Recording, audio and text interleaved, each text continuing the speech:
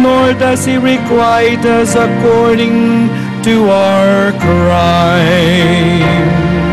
The Lord is kind and merciful.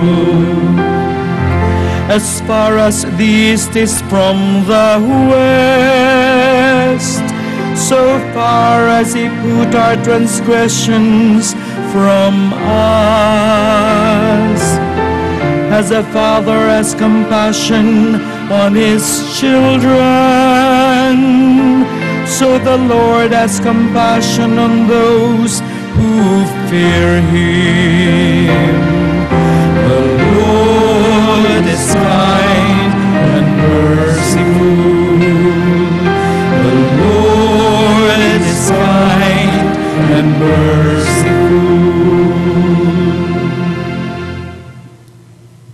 The Apostle Paul reminds us that the Holy Spirit dwelling in us makes us God's temple. If we are God's holy dwelling, then we ought to respect and love each other. Our second reading.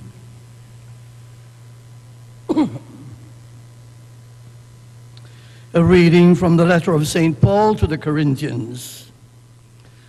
Brothers and sisters, do you not know that you are the temple of God, and that the Spirit of God dwells in you?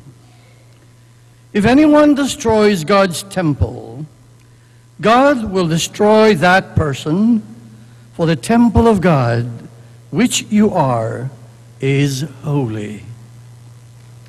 Let no one deceive himself. If anyone among you considers himself wise in this age, let him become a fool, so as to become wise.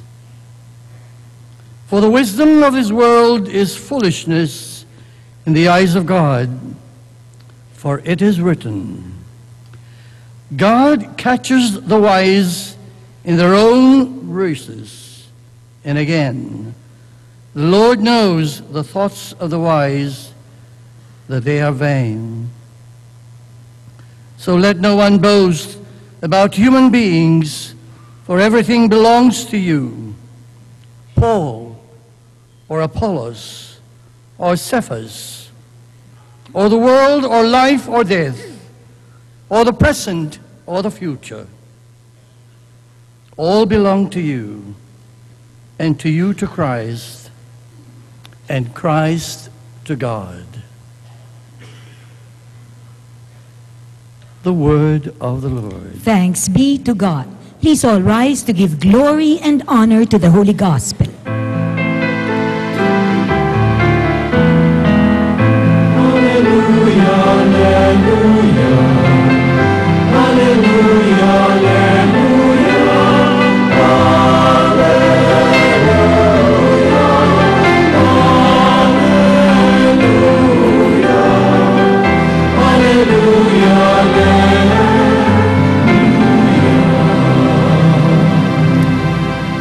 The Lord be with you. And also with you. The proclamation of the Holy Gospel according to Saint Matthew. Glory to you, O Lord. Jesus said to his disciples, You have heard that it was said, an eye for an eye, a tooth for a tooth. But I say to you, offer no resistance to one who is evil. When someone strikes you on your right cheek, turn the other one as well. If anyone wants to go to law with you over your tunic, hand him your cloak as well. Should anyone press you into service for 1 mile, go for 2 miles. Give to the one who asks of you, and do not turn your back on one who wants to borrow.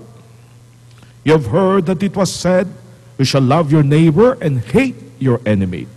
But I say to you, love your enemies and pray for those who persecute you, that you may be children of your heavenly Father. For he makes his sun rise on the bad and the good, and causes rain to fall on the just and the unjust. For if you love those who love you, what recompense will you have? Do not tax collectors do the same? And if you greet your brothers only, What is unusual about that?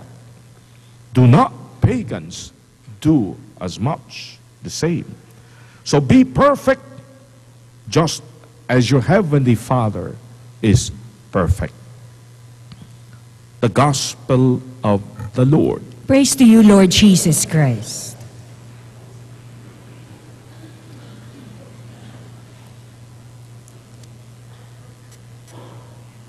Kung kayo po'y nakinig ng mabuti sa ating ebanghelyo, magkukumpisal po ako.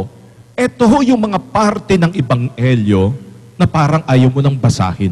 Kung bagay, kung nagbabasa ka, ito, skip na to. Iwanan na to. Bakit? Sapagkat ang hirap naman ng inuutos ni Kristo. Ngunit dito sa ating mga katagang narinig sa araw na ito, dito nakasalalay kung saan na umabot ang ating pagkakristiyano. Na mahalin mo ang isang taong may karapatan namang mahalin, madali yun. Na ang isang tao'y magugustuhan mo sapagkat may mga katangian kang nakikitang maganda. Magagawa yun ng kahit sino. But today, Christ tells us, ng ating pagkakristyano, hindi nakasalalay sa ito, na mahal mo ang mga taong nagmamahal sa iyo. Ang sabi niya ay ito, kaya ka dapat na iiba, kaya ka tagasunod ko, sapagkat natuto ka na bilang isang Kristiyano na mahalin ang kaaway. Lord naman, ang hirap naman nun. Yung mahalin mo yung taong sinasaktan ka, yung ipagdasal mo yung tao na binibwisit ka sa buhay mo. Ako, Lord, yung asawa kong tarantado, pinagdadasal ko naman. Ano dasal mo? Mamatay na sana. Madaling sabihin yun. Bibigyan ko kayo ng example. What kung bigla, merong nagkakalat, naka, yung paring yan, si Father Mario, kumikita yan sa television mas. Yung mayaman yan, daming tinatanggap yan. Buhay niyan, pera-pera lang yan. What if that person suddenly happens pa pala to be a member of the rivers of living water? What if akala ko close ako doon sa taong yun, tapos yung pala, ilang pulyal lang itinarak sa likod ko na hindi ko man lamang nalaman? What if hindi lang pala sinasabi, talagang ipinagkakalat pa? Ano kayang gagawin ni Father Mario?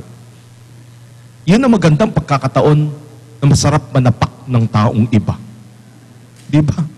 Kasuhan mo, siraan mo rin, konfrontahin mo, diretsahan mong saktan, murahin mo. And all of these ay pwede kong gawin. But the Lord is telling us today, ang isang taong nasasaktan, ang isang Kristiyanong tagasunod ko, totoo sa oras ng siya'y nasasaktan, it is not his right to take a revenge. It can be his choice. Pwede mong gawin yan. Pero the other choice is the choice of Christ.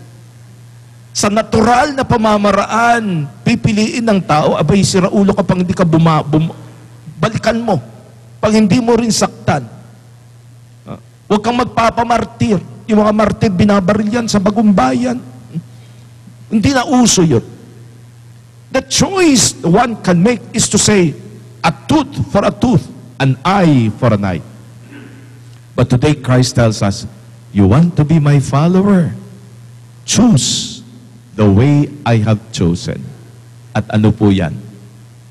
The choice of love. Madali magsabing patawarin ng isang taong sinaktan ka. Pero yung bang hindi mo lamang patatawarin, mamahalin mo pa. Ang hirap nun. But Christ is telling us today, that's my way. That's the Christian way. That's the choice a follower of Christ will make. Pagdasal mo, kausapin mo ng maayos, i-correct mo, hingin mo sa Panginoong i-bless siya ng todo. Hingin mo sa Panginoon na sana'y maliwanagan ang kanyang pag-iisip.